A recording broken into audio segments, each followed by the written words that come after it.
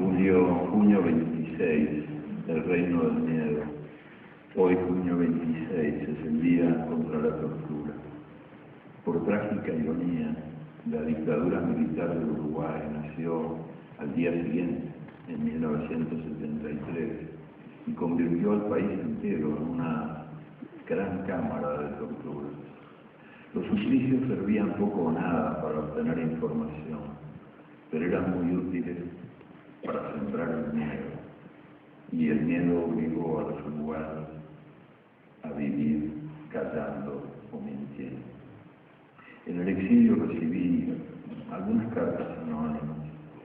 Una de esas cartas decía: he jodido mentir y he jodido acostumbrarse a mentir, pero peor que mentir es enseñar a mentir, y yo tengo 3 hijos.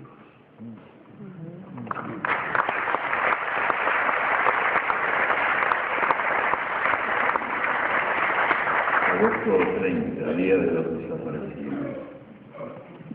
Los desaparecidos, los muertos sin tumba, las tumbas sin nombre, las mujeres y los hombres que el terror tragó, los bebés que son o han sido botín de guerra, y también los bosques nativos, las estrellas en la noche de las ciudades, el aroma de las flores, el sabor de las frutas, las cartas escritas a mano, los viejos cafés donde había tiempo para perder el tiempo, el fútbol de la calle, el derecho a caminar, el derecho a respirar, los empleos seguros, las jubilaciones seguras, las casas sin rejas, las puertas sin cerraduras, el sentido comunitario y el sentido común.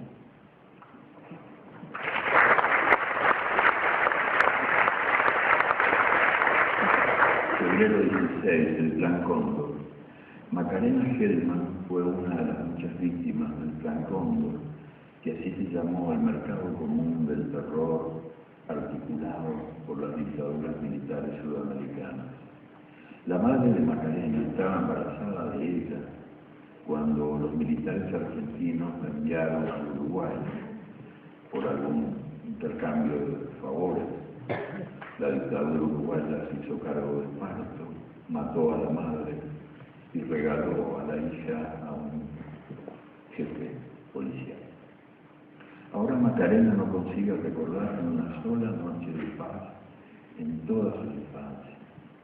Ella dormía siempre atormentada por la pesadilla que se repetía, noche tras noche se repetía y la perseguían. Unos hombres armados hasta los dientes se metían en su cuarto buscándola, y ella se escondía bajo las frazadas y despertaba llorando.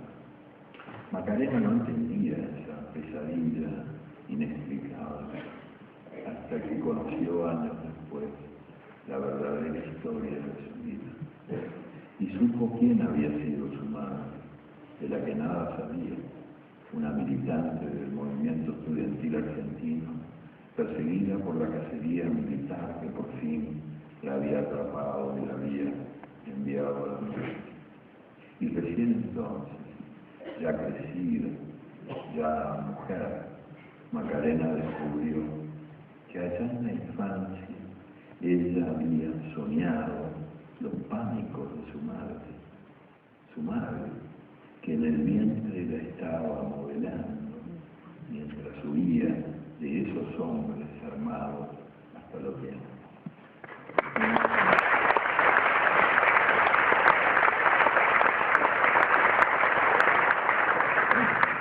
Los hijos de los enemigos fueron botín de guerra de varias dictaduras militares, la Argentina sobre todo, que robó más de 500 niños en años recientes, pero muchos más niños robó durante mucho más tiempo una democracia, la democracia australiana, con permiso de la ley y aplausos del público, y de eso poco nada se sabe, o poco nada se supo, hasta que en el año 2008 el primer ministro de Australia, Kevin Rudd, pidió perdón a los indígenas que habían sido despojados de sus hijos durante más de un siglo.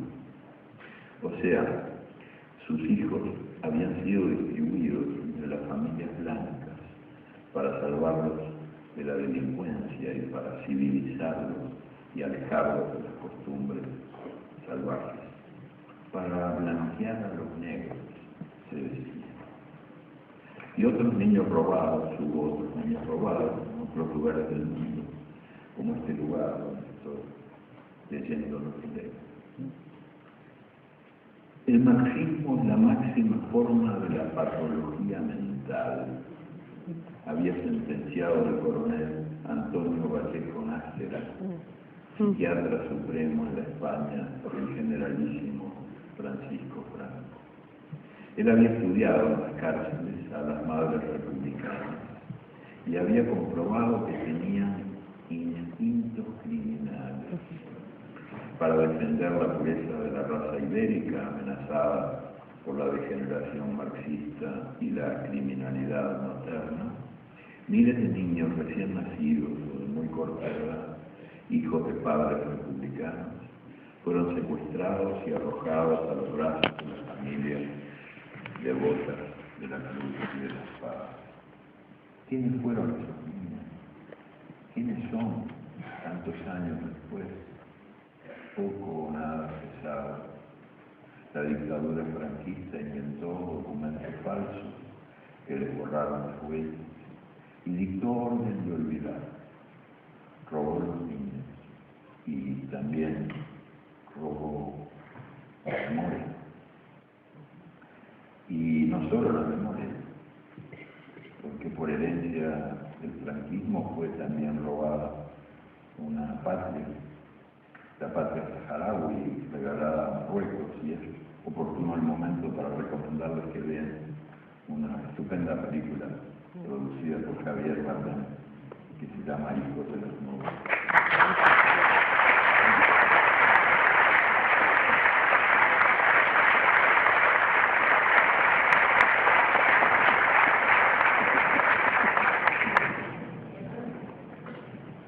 ¿Quién liberó a París? Este libro se propone, entre otras cosas, ayudar a contestar preguntas que han tenido respuestas equivocadas. ¿Quién liberó a París? Agosto 25. Al amanecer de este día de 1944, París enloqueció. La ocupación nazi había terminado. Los primeros tanques y carros blindados habían entrado unas horas antes, y el gentío se preguntaba, ¿qué son? ¿Son americanos?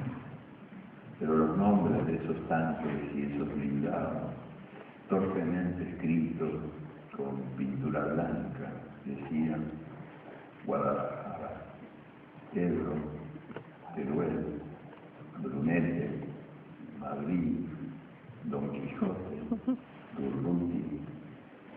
Los primeros liberadores de París fueron los republicanos españoles. Vencidos en su tierra, se habían batido por Francia. Ellos creían que después España sería rescatada. Se equivocaron.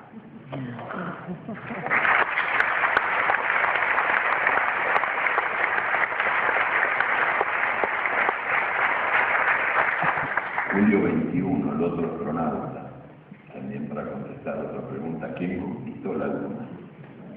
En el día de hoy, de 1969, los diarios del mundo dedicaron sus primeras páginas a la foto del siglo.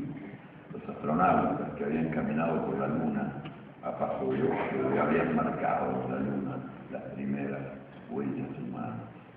Pero el principal protagonista de la hazaña no recibió la felicitación que merecía. Werner von Braun había inventado y lanzado esa nave espacial. Antes de enfrentar la conquista del espacio por cuenta de los Estados Unidos, Werner von Braun había llevado adelante la conquista de Europa por cuenta de Alemania. Este ingeniero y oficial de las SS era el científico preferido de Hitler. Pero al día siguiente del fin de la guerra, supo pegar un prodigioso salto y cayó parado en la otra orilla de la mar. Instantáneamente se convirtió en patriota de su nueva patria. Se hizo devoto de una secta evangélica de Texas y puso manos a la obra en el laboratorio espacial. Mal no le fue en la vida a este hombre que tenía sin duda un gran sentido de la oportunidad.